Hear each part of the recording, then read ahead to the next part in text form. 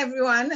We are back again, and this segment is being in a tribe, enjoying community. And we have with us a guest. You may be familiar with this face because she was a guest before, but on a different topic. And this time, so we have Michelle Barton Romeo. And we invited Michelle because Michelle is doing such wonderful things in her community. So Michelle, welcome again to Connections 5.8 G Alive. Yes, how are you doing? Live. Yeah. How are you doing in this pandemic? We are doing good. Let me just say thanks again for having me, and thanks to the crew. And I must say that these recordings are absolutely wonderful. You guys are doing a great job, and we are learning and we are growing. And I thank you for the effort that you all are putting out. So how am I doing? I am actually doing great. It might sound so strange to hear this now because there is a lot of complaints going on, but I am actually doing great. And I think because of the shift in the mindset, and I know you will ask me questions of that as we go along, as to why we are doing great. Am I making all the money that I could be making? No. Is my business operating? No. Am I going to work? No. But I'm doing. I don't know how to calculate that. Yeah, you could calculate that because you're sharing a lot of love within the community. You're giving back, and that makes you feel very good. So Michelle, I know you're much into your garden, and I'm enjoying seeing all the tips that I'm getting on Facebook, etc. So tell us about the garden and what are you producing and how you are helping others, by providing food. Okay, well, my family is huge. Let me say that off the bat. We have a very big family. It's 10 of us, and most of us live close together right in this area as well. And then we are now kind of getting there, the over 50 crew. So we have children who are also now old enough to be on their own. And some of them have gotten land and areas around here, and it's a whole big community, and plenty is family, although a lot isn't. And one of the things that I have decided to do is to help as much as I can, because when I make a few calls to people and say, how are you doing? And how are you doing? People are not saying loud, but there are a lot of people who in this period right now are not doing very well. Yeah. So I thought, listen, don't even ask how are you doing, just share. Whatever you have, share. Most of what I share is just tips and tricks on how to grow your own food, because I'm believing, pandemic or not, is somewhere that we should have already been. Growing some of our own food. And that has been well received on Facebook and otherwise. It has been well received. And I love to cook, I love to bake, Madame Moringa and all this baking and cooking and stuff like that. And no markets to sell anything anywhere. So my thing is now, just give it away. It will come back to you. However God designs for it to come back to you, it will come back to you. And so we have been doing that. We did breads and gave it to people in the community. My plants, my produce. I made seasoning and gave away bottles of seasoning in the community because the seasoning is growing, right? Growing. And you have to make something with it. Some of these things has to be processed in order for us to preserve it. Yep. So people got seasoning and all sorts of different little things. If I can show you my mint infusion. Excuse me. I have to put in an order for that. What is it? Mint infused water. Okay. I recently got a regular urinary tract infection. I called the pharmacy. I got a prescription over the counter. They gave me something. And then 2 weeks again, I got another one. I said, nah, I ain't taking no more antibiotics. But of course, that is with great advice. So you all have to be careful. Anybody who's listening to me, I did not say do not take prescription drugs. I'm saying it was over the counter, and the same way how I told myself I can do this, I decided to say, let us see what else we can do. And when I did some research, I realized the good old mint that I have growing in the yard, they say is excellent to help keep your urinary tract healthy. So I decided to make my own mint infused water, and I'm doing that. Trust me though, guys, if by next couple of days it's not better, I am going to the doctor. I want to make it clear, I'm not saying diagnose yourself. I want you to visit your physician if you are not feeling well. Yeah. You know, but little things, you know, we can do. And this is the whole gist of my garden, right? Because I deal with food and not really medicine. And if you grow some of your own food, your wallet is going to smile from ear to ear. And one of the things that I realized with that also, ladies, is that the seeds that I get from my produce 100-fold, 1,000-fold more than what I grew. What do I do with all of these seeds, all of these new produce, all of these new plants? What do I do? And at this point in time, I can do nothing but give it away. So I decided, here, I've been preparing for my Corpus Christi market and all of that. It didn't happen. I'm like, you know what? Give it away. Just give it away. I ran a campaign and scores of people came, all protocols observed, and we gave away hundreds of plants. We gave away the wonder of the world, lemongrass. I don't even have a lemongrass to show you here now because we gave that away. Everything, just gave it away. We gave away the vervine. We gave away barbadine, basil plants. I have my African blue basil here. We gave away. And this cute little plant, the marigold, the marigold is so versatile in the garden. It's a natural pesticide and it's a natural pollinator. I am so afraid to handle chemicals. I don't like chemicals at all. I don't like handling chemicals. And I know that if you are a big farmer, you need to use some chemicals, or is that produce most likely won't going to reach to the market. So I'm not saying I'm against chemicals. I'm saying I don't want to handle chemicals in my garden. And I use, one of the things that I use is the marigold plant. This planted all over is going to give you some protection against horrible insects that comes and eats your fruit, and it eats the leaves. Sometimes it eats the plant before the plant begins to bear. And it will, or the pretty flower brings in the pollinators, and the scent of the marigold deters a lot of insects from even coming to your crops. So if you don't want to handle pesticides and weedicides and stuff, plant marigold all around your garden. Because I'm saying this because a lot of people don't want to garden because of the pests. And if you don't like chemicals like me, plant marigold, pretty flower, and it's going to give you that level of pest control. So I gave away hundreds of marigold plants, and I have hundreds more to give away again. That project I did a couple of weeks ago was so great. It was really nice. I saw people started to ask me what I wanted because they have gardens too. And they brought stuff for me. So I got some new plants that I did not have. And it was really nice. Right now, there's a lady who promised me something and she couldn't come and she's going crazy. And she said, and I know, don't worry, you'll get here. Don't worry, you know? And with that, I thought, just give it away. Let's help people. If you don't like to plant because you're afraid of the pests, because they sting, they hurt, and it's hard when you go out into your garden and see it's eaten by something after you work so hard. It's hard. So a little bit of encouragement to everyone.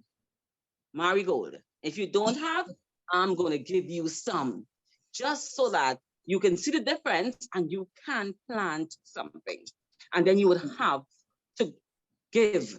You have to give, right? So Michelle, and I know I'm on the list for the marigold plant. Yes. Oh, yes. I have your marigold plants for you. I just find I have a joy. I find there's such a joy in giving and sharing, and I am enjoying the returns. A big bunch of planting the other day and all these sorts of things. I'm enjoying the returns. But most of all, what I'm happy is to see that people are actually using what I've given them. I took a walk up the hill not so long ago, And some of the farmers, there are a couple of farmers up there as well, who I did hundreds of pigeon peas and so on for them. Yeah. And when I go, the trays are empty. They have planted out the pigeon peas. They planted out dozens of barbadine.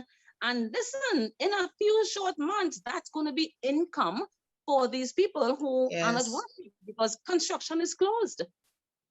And if you want to say, well, pigeon peas is going to take months and it's only next year I'll get pigeon peas, you have to remember that if you don't do it now, come next year, you won't have any pigeon peas. So you have to start early and do what you have to do. But God is good. I know it's difficult times, but I am just here. I'm free. I'm an open book. Jen, my number is on Facebook. Yes. Anybody can call for advice. Anybody can call me anytime. If they're having trouble with their gardens, I can see what I can do for them. And we just got to keep it going. We have to plant. We have to plant. And Nisha, I really have to congratulate you on that. Just you're enjoying community. And this is what this segment is all about too. Yes. Not just being in a tribe and enjoying community and reaching out to others. You mentioned the farmers that to help them, and encourage them that they can plant their peas and look forward to a crop that can bring in the income. Even what you do in terms of your, the tips that you give on your Facebook page. They have a bit, recently I saw where you showed how you can just take newspaper and create pots and you put it into the ground like that. And all that is very, very good. Yeah. And that sort of savings, because people may be listening to you and say, okay, but they can't even afford to buy pots. And you went so far as to show them how they could create pots without costing a cent. So that is really great work that you have been doing within your community, and to see also that you can make money out of what you do, but you chose to give it to help the community, understanding the need outside there and to encourage, us to grow food. And I must add here before Terry Ann come in, I actually got to listeners, one of the gifts from Michelle was a melon plant or eggplant. And man, I have been given away. So I have 2 I picked yesterday to give a friend, whenever she can pass to collect it. So I have been gaining from your advice and from your gifts. That is so good. And extending to friends. Great. It's going to keep going, it's going to keep going. Yeah. I think, Michelle, that you really captured the essence of what we call building a tribe. It's so important for us to understand we are not islands. And at the end of the day, one thing with food or things that nature gives to you, you can't limit it, because that one seed yields so much more. That's right. And the other thing, so you have to give it away. Even farmers, when they have surplus, they give it away. You can't keep it. It will just go right back to the earth if you don't. That's right. And I love the conservator in you by your use of the bags, and I'd love you to show it again, to use as a seeding pot. The newspaper. Oh, and right. I think that is because, there are all kinds of things, people using toilet rolls, they're using this, that, and the other. And I can easily see that on your kitchen counter, put it in a little plastic container and put your seeds in it as you cut the sweet pepper and you cut the pimento, and just stick it in the yard, and it will go. Right. Well, it won't really last that long. The idea of this is that it breaks down in the ground. Yeah. I mean, you have it there and you just go in the yard with it when you're done. But wonderful. It is, definitely. So I think great. Your work with it's really the spirit of us understanding all of our gifts are not meant to be kept. They say an open hand receives far more than a closed fist. That's so right. you certainly you certainly represent that, and we're proud to have you as part of the Connections 5.8G Alive tribe. Okay, Michelle. So that's good. So we saying anything else, Jan? No, at this stage, Michelle has really covered all the good that she has been doing for the community. And again, I just want to thank Michelle. I look forward for my plants. I look forward for the marigold. And no, it feels good, to give, you give to the community and you have been receiving, blessings as a result. So Michelle, yes, so thank you so much for joining us, for sharing and actually demonstrating, what you have done. Thank you. Okay, so we are back and we are continuing to talk to our community about what our community is doing being a tribe. And in this segment, we have a special one of our loyal followers, Barbara Bridgewater. Welcome, Barbara. Thank you. Thank you. It's a pleasure being on your program. And thanks for joining us, Barbara. And I would give a special kudos to Barbara because Barbara actually attended our launch on the 7th of April in 2019. Yes. So we could say that you've been here from the start. So Barbara, we like to get the views of our followers.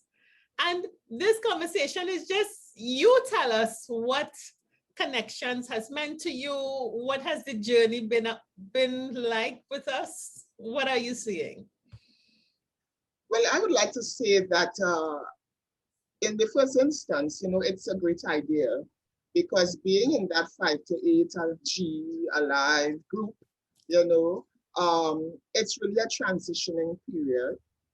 And for many of us, we need some help in how to go forward successfully with contentment, with satisfaction, and, with the right feelings and accomplishments. So it was a very good opportunity to be a part of that kind of movement. And along the way, I have participated in some of the activities and so on. And now with the advent of COVID, we have the virtual aspect of it. And really, it's really rewarding because now you can sit at home and be part of it. I mean, face-to-face is great, but it brings something to you, which is really important. It brings that sense of community, It fills the need to understand where you are at, where you would like to go, and how you should do that. You hear other person's experience of how they cope or they are coping with the third act, all right? Yes. And so you learn, you glean, you can profit from being a part of it and feel a sense of community actually. I mean, yourself and Jennifer are very congenial, you all are, very accommodating. And so you really have added that flavor that you need, that this program needs to have. Yeah. It's really nice to be, you have validation that, and Jen, sometimes we're concerned that, it's digital, it's Zoom, it's on the TV, it's on the computer, but it's so good to hear that even via this medium, you still have the sense of being a part of something that you can identify with. Yes. So that's not the challenge for us. Great. Okay. And I know that you, in our 5.8G Alive format, with our 3, being in tune, being dollar savvy, and being in tribe, you've been listening. And I know you were especially moved by a session that Jennifer did recently with being in tune and mind, body, and soul. So tell us about that. Right. Well, to me, that is such an important issue because we can't move forward without being in tune with ourselves, understanding, who we are, how we are made up. And that whole thing about, I mean, I know we are body, soul, and spirit. and that the soul is so important. I mean, Jennifer talked about, it's your personality, it's who you are, Yeah. and soul being your mind, that's where all your thoughts are, your emotions. I mean, so much of us is emotion, and our will. We don't talk about that too much, but for us to really move forward, our will has to be part of the whole process. Yeah. Because there are decisions to be made, even against how your body might be feeling, but you have to make some decisions in order to achieve what you want to achieve.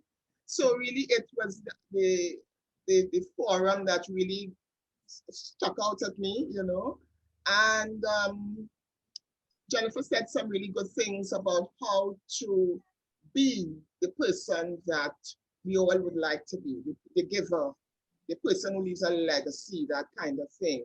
The person in our group, in our tribe, who others can be supported, who we can support, or be supported by. One of the things that struck out at me was that in order to be the person we want to be, we have to prepare our inner soul, our soul. Because sometimes, we have, as I would have heard you mention, Jennifer, baggage that would keep us back, mindsets, thoughts. And if we want to be the person who people look to, it means that we have to empty of that baggage. Yeah. And sometimes, we have to pause to understand, first of all, what is our baggage? And address that, so that we can move forward, so that we can fill up with the good things. We have to empty of the things that are not so helpful. So for some of us, this is how it is. COVID is bad. I can't do anything. I'm stuck. I'm lost. There's no hope. And then there's the other mindset where, how can I work around this? What can this do for me? What can I learn? What's new that I can embrace? How can I excite myself in this time? And that may include, I think it definitely includes counting your blessings. Yeah. Jennifer always speaks about that. Jennifer, you can talk about that.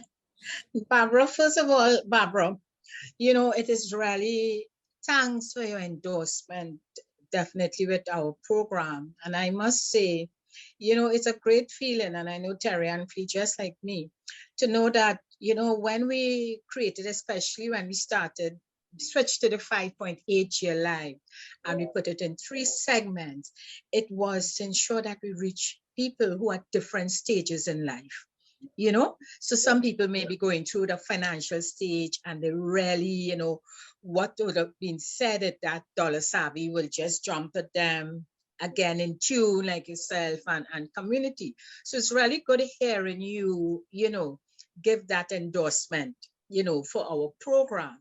And also, you mentioned the mindset, and it's good to know that you have that positive mindset to take action, to appreciate what is being said, and to actually do something about it. I'm really happy to hear, that from what you have said, and hope that many of our listeners out there, that we have many people like you out there who taking action and making, a difference. But other thing, Barbara, and I think Terry-Ann also shared with me,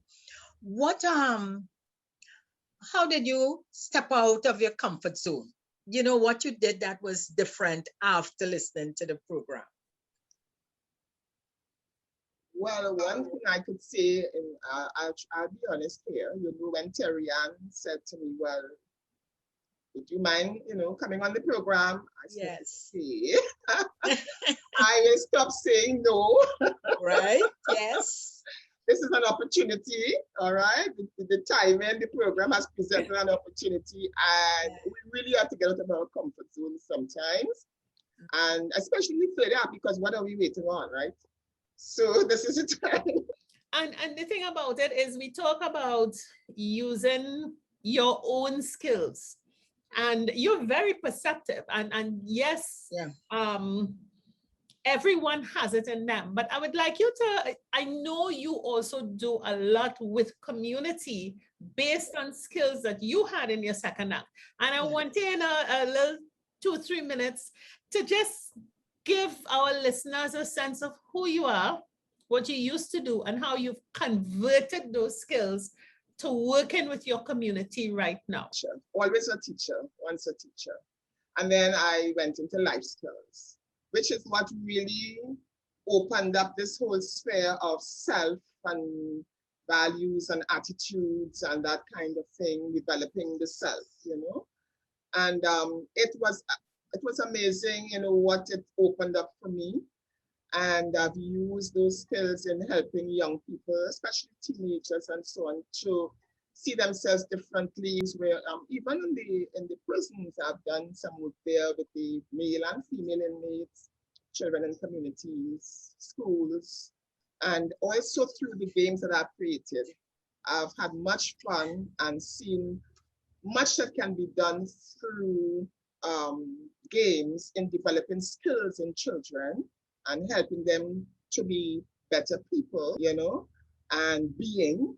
So I've had a really rich experience through life skills, which I went into after I retired from teaching. Yeah.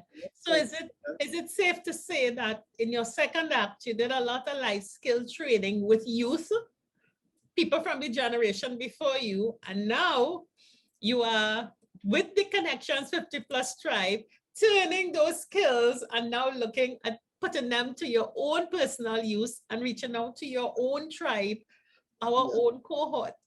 Yes, yes, definitely. I love the idea, the transfer, and you talk about transferring the skills from the second act to the third act, and see that it is, you know, it's an asset that we have. It makes it interesting, you know, and it helps to keep us young as well, and making some money, by the way, if you can. Yeah. Yes, but that's what it's all about too as well. Which is the essence of what we are saying. It's the money, it's the self, and it's the community. And we are up to wonderful, wonderful for that. Barbara, this was so nice. Is there anything else you want to reflect? Any word that you want to give to our listeners who are tuned in now? You are day one, so. And one of the key things is to listen to your own self-talk. That's so key. Sometimes we miss that somewhere. Okay, so that's important. I want to add that for the times when things are more than you, there's God, there's faith. That really is a coping strategy. And I've also understood that, you know, even in our daily doings, there are two areas that the soul, that helps the soul to thrive, and that's the sense of achievement and the sense of enjoyment. So that we do things that, you know, gives us a sense of achievement, and then also mix that though with enjoyment. So finding things that you enjoy doing that give you that enjoyment, and mix that in with your achievement, and your days will feel good. I'm so happy that we've had you on to really represent the tribe, and I mean, we've touched on all the areas, and I'm honored to be here. Yeah, you know, it's really been great having you, Barbara, and you've touched on so many of our boxes. Okay, so thank you so much as well, you know. All right, Barbara, we look forward to when this pandemic is done and we are back together again. Take care. Okay, bye. Thank you. Bye-bye.